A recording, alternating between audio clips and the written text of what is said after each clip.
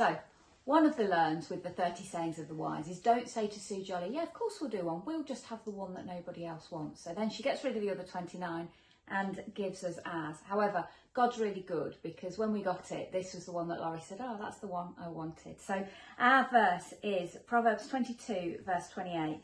Do not move an ancient boundary stone set up by your ancestors. And I'd really encourage you to read and reread that verse and just allow God to speak. He's been speaking to us loads over this week, because we can take it literally, but also I believe God can speak to us about it metaphorically. There's so much about not shifting from some of the fundamentals, some of the boundaries that God puts in place biblically that we are to live by, some of our theology that perhaps more than ever in this culture is being challenged. So I'm really challenged, but I'm also going to just hand over to Laurie, who's got loads more to say on this verse.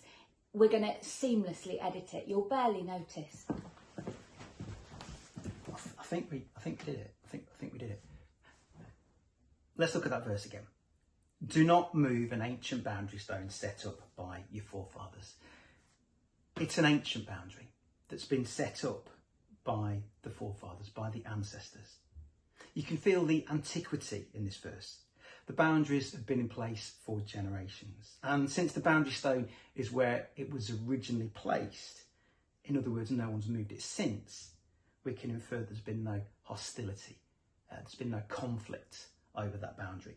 What once belonged to the neighbour still belongs to the neighbour.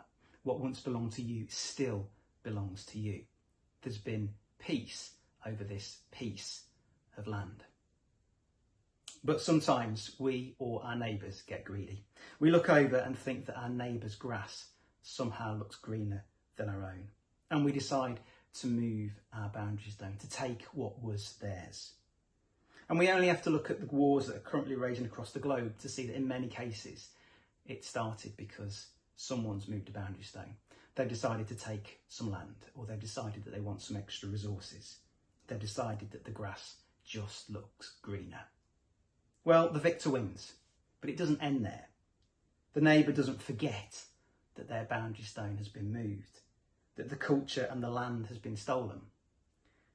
So the neighbour waits and feuds and builds up strengths, and then they move the boundary stone back. We have more war.